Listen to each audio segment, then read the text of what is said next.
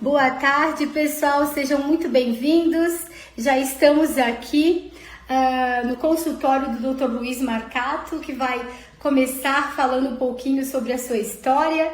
E a gente está começando a nossa Top Live Saúde, patrocinada pelo Laboratório Palma e também a Farmácia de Manipulação Artesani. Então agora vamos conversar com ele, não é, pessoal? Vamos lá! Boa tarde. Obrigado pelo convite, pela oportunidade. Espero poder falar alguma coisa que a gente aproveite nesse momento. Então, eu gostaria que o senhor começasse falando um pouquinho sobre a sua história. Eu sou natural de Lages e se eu seguisse a orientação da minha mãe eu seria engenheiro, mas foi uma decisão minha de decidir ser médico enfim, isso vem de menino. E acho que eu fui bem nessa escolha, me parece que a escolha foi correta.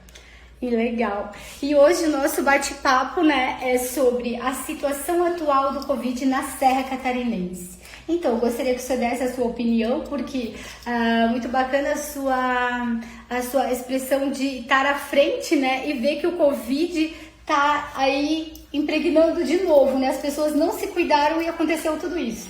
Exatamente, nós tivemos, primeiro demorou um pouco para chegar, porque teve ali a partir de março decretada a pandemia e ficou aquela expectativa, isso vem e daqui a pouco começa, quanto que isso é severo, quantos de nós vamos ficar doentes, e acabou se estendendo, março, abril, maio, junho, e tivemos o pico da pandemia na nossa região no mês de julho e agosto, Segunda quinzena de julho, primeira quinzena de agosto foram bem severos, muitos doentes, muitas internações hospitalares, perdemos colegas, Dr. Cuco e Dr. Jonas, nesse momento que foi muito difícil para todos nós. Mas depois, a partir do feriado de 7 de setembro, ali, daquele mês de setembro, parece que as coisas acalmaram. E todos demos uma relaxada nesse momento. Isso não está se mostrando favorável. O fato de ter o descompromisso que se instalou em setembro e até agora meados de outubro, viajamos, estivemos em aglomerações, reuniões de família, a máscara tem pesado muito. Hoje nós estamos guardando o distanciamento para essa gravação, para essa live, mas está fazendo falta. O distanciamento social ainda é a maneira mais efetiva e mais segura de reduzir a transmissibilidade. E o que se viu na última semana? Se viu que os casos voltaram a aumentar na nossa cidade. Ainda não representou um número tão significativo de internamentos, de formas graves, de ocupação de leito de UTI. A margem é segura.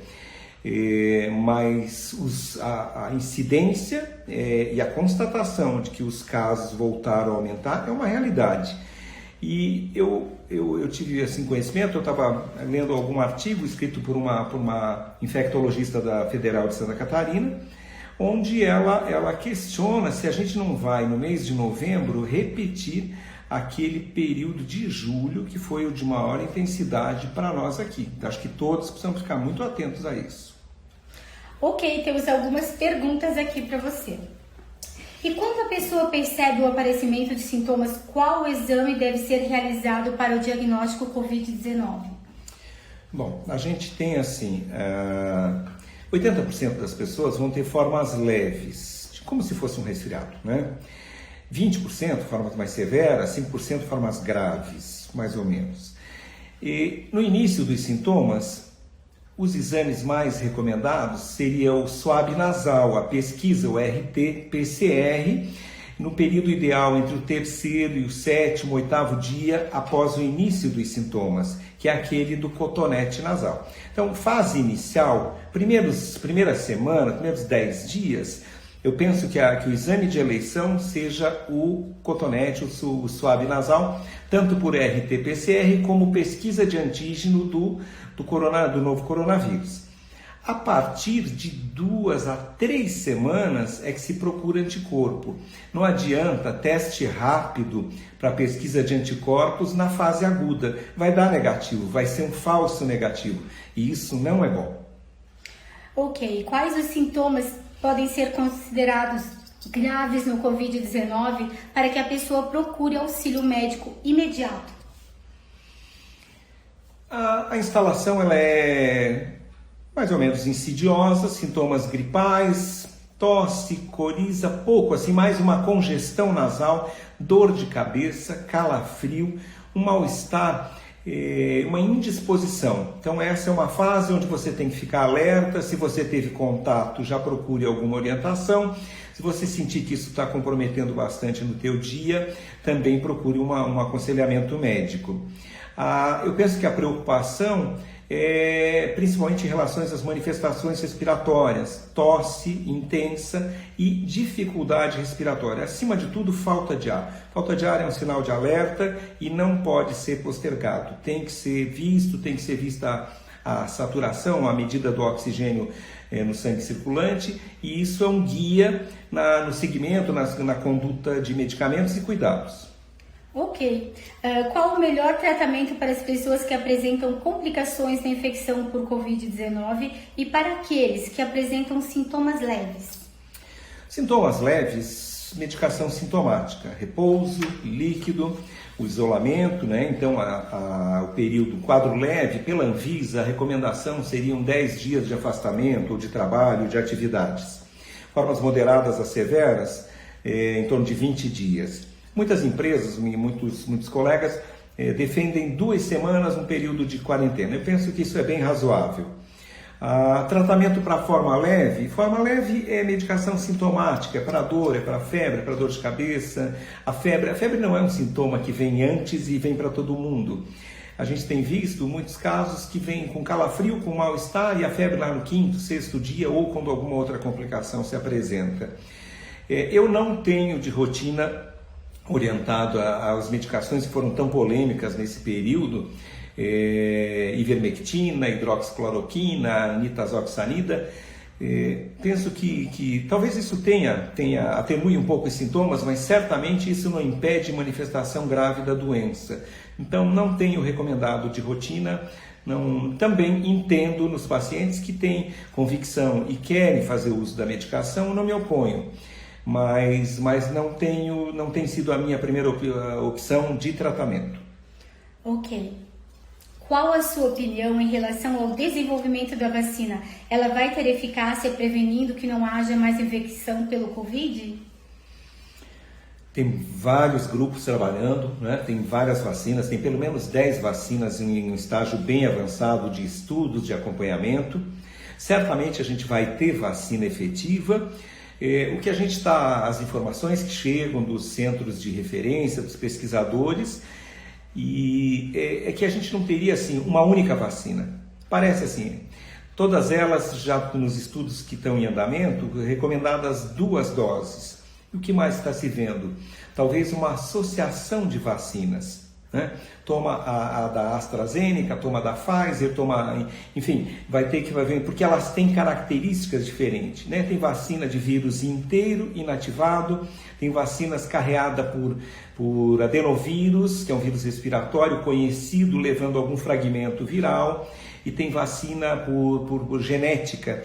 Então, elas têm método de atuação e de prevenção, métodos diferentes, por isso que se pensa numa possível associação. E o que a gente ouviu e que é consenso nos estudiosos, esse vírus veio para ficar e a gente vai ter que enfrentar com consciência, com espírito comunitário. Essa não é uma doença para ser pensada no indivíduo. Eu não posso pensar em mim e negligenciar os cuidados com as pessoas com as quais eu me relaciono, as que eu cuido, as que eu trabalho. Não, eu tenho que pensar no todo, porque não tem como eu ficar sozinho nesse meio. A exigência é de uma atenção com a comunidade. Não tem como isso ter um bom resultado se não for dessa forma. Principalmente com os idosos, né? E esses grupos de risco, né? Uhum. Então a gente sabe que as pessoas acima de 70 anos são onde tem o índice de mortalidade mais alto. Tenho que respeitar, tenho que estar atento, eu vivo com eles, ou eu tenho contato, ou eu trabalho com eles. Eu não posso expô-los desnecessariamente ou descuidadamente ao contato com esse vírus. Os pacientes que fazem tratamentos hipertensos, diabéticos, renais crônicos, oncológicos, imunossuprimidos. Então tem vários outros grupos, não só os idosos, que merecem bastante atenção na tentativa de evitar a exposição, assim como onde houver suspeita clínica, que se faça uma investigação precoce e um acompanhamento bem próximo para tentar minimizar as complicações. Uma pergunta do Dr. Rafael do Laboratório Palma. Quando deve ser realizado o exame sorológico para a detecção de anticorpos do IgC e IgM para o Covid? Então, Rafael, a gente sabe que a detecção, os anticorpos pelo coronavírus, eles são variáveis a apresentação, mas certamente eu não me dou por satisfeito com pesquisa de anticorpos. Na primeira semana eu acho que ela é negativa, não vai dizer nada, positivo eu posso estar frente a um falso positivo. Eu penso que de 2 a 3 semanas seja um intervalo bem razoável para pesquisa de anticorpos. Ok, doutor Rafael faz outra pergunta aqui. Outras infecções devem ser monitoradas, como a sífilis, que acometem muitas pessoas em Lages. Qual a atual situação do diagnóstico dela? Então, é isso que a gente colocou, né? Esse foi um ano muito difícil para os gestores de saúde. O mundo todo se viu acuado pela pandemia e nós não estamos fora disso, a gente está na mesma situação. Vinha alguma coisa grave se instalando que a gente desconhecia, que não teríamos um tratamento definido de início, e todos os esforços, ou pelo menos a maioria das atividades, das atenções, foram dadas à pandemia, à Covid-19. Outras patologias não menos importantes acabaram ficando por alguns meses abandonadas. Então, os colegas que trabalham na área oncológica, eles estão muito preocupados porque o atraso de diagnóstico, de acompanhamento, de segmento do paciente oncológico tem um preço muito alto, né? Um diagnóstico na oncologia tardio, ele pode comprometer todo o resultado. Os hipertensos, diabéticos também tiveram mais dificuldade de acesso. Os pré-natais têm sido, eu trabalho no Hospital Teresa Ramos, trabalho no Hospital Infantil, no Berlim, a gente viu que as gestantes estão com pré-natais incompletos. Ela teve dificuldade de acesso em algum momento, não tinha profissional para atender todo mundo. E no outro momento, o receio das pessoas de estarem se expondo, isso também pesou. Né? E aí pesou muito mais para os idosos, né? Então os idosos que fazem o acompanhamento do diabetes, da hipertensão, da insuficiência cardíaca, eles ficaram mais em casa e eles precisam ser priorizados novamente. Eu não sei se isso é fácil, imagino que não seja fácil, mas que o Sistema Único de Saúde, que é muito bom e foi quem deu a melhor resposta frente a essa pandemia, foi assim, uma coisa admirável a condição disponibilizada pelo Sistema Único de Saúde de atendimento de tantos casos, desses mais de 5 milhões de casos diagnosticados, infelizmente mais de 150 mil mortes, mas que receberam cuidados, que houve empenho, que houve tratamento, que houve todo o envolvimento. É impressionante esses números todos e o que se ofereceu e o que se conseguiu de resultado. Mas as outras doenças, e aqui lembrando da sífilis que você colocou, ela está com uma prevalência, uma incidência alta. Eu vejo e acompanho mais isso nas gestações. Eu ainda tenho 10 a 15 bebês por mês expostos à sífilis. Esse número é alto, de uma doença tratável, de custo baixo o tratamento, mas que também tem tido, assim, que a gente tem tido dificuldade no manejo ideal da sífilis, especialmente na gestação, que eu tenho acompanhado mais. Ok, o Dr. Rafael também pergunta sobre HIV, que também apresenta um grande número de casos na nossa região. Como o doutor avalia essa situação nessa doença?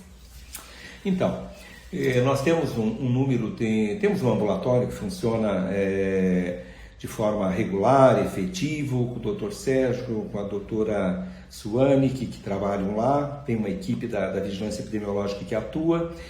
A medicação é disponibilizada pelo Sistema Único de Saúde, os controles laboratoriais também são disponibilizados. Felizmente não vi muitos casos de Covid nessa população, agora durante a pandemia, Sinto que alguma coisa pode prejudicá-los, porque os leitos hospitalares de tratamento clínico e mesmo cirúrgico eletivo foram disponibilizados e reservados para atendimento Covid. E quem precisou de atendimento nesse momento e que eventualmente precisou de cuidado hospitalar, foi direcionado para hospitais de retaguarda, com bons profissionais, com equipes tentando dar o melhor atendimento, mas que a gente sabe que com mais limitações de recursos.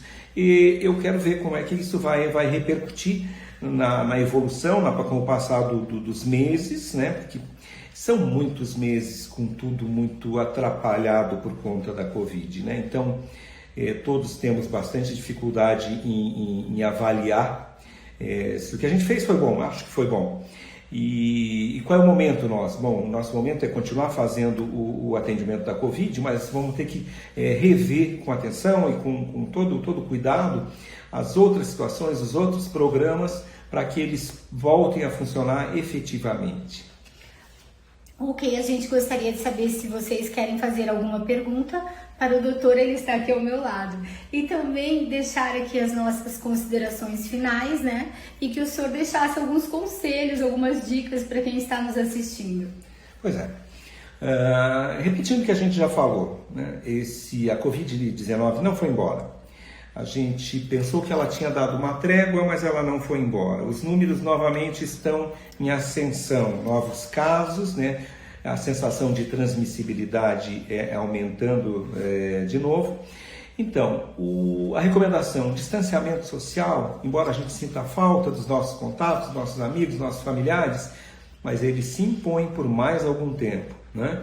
O uso da máscara, especialmente em ambientes fechados e onde haja uma maior circulação de pessoas. Eu gostaria de, em algum momento, a gente poder, na praia, na rua, um parque ou uma praça, poder andar sem máscara, mas esse momento ainda não se apresentou.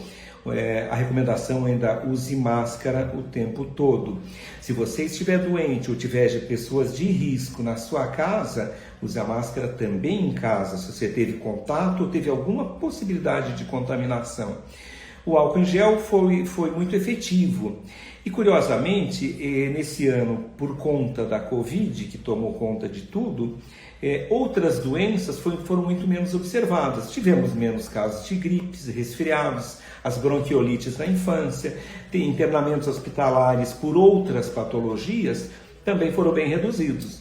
Parece que os fabricantes de antibiótico também venderam menos antibiótico. Então, distanciamento social, uso de máscara e álcool gel tem vários benefícios. Nesse momento, toda a atenção para a Covid-19, mas são cuidados que a gente não deve deixar de valorizar daqui para frente. Eles foram efetivos. Ok, gostaria que o senhor deixasse então o seu telefone, né? Para alguém que quiser fazer alguma outra pergunta e quiser procurar também o seu consultório. Eu trabalho na rede pública, eu sou médico do Hospital Geral e Maternidade Teresa Ramos, lá numa atuação na neonatologia e também atendo os pacientes imunocomprometidos, HIV, que precisam de cuidados hospitalares. É uma área que eu gosto de atuar e penso que possa ser útil.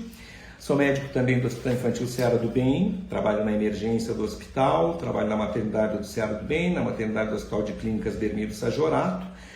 E tenho meu consultório, fica aqui no centro, no Centro Executivo CEPAR. O telefone do consultório é 3222-4333. Fico à disposição, espero poder ajudar. Legal, muito obrigada, Obrigado a você por ter nos recebido aqui. Obrigada a todos que estiveram aqui também.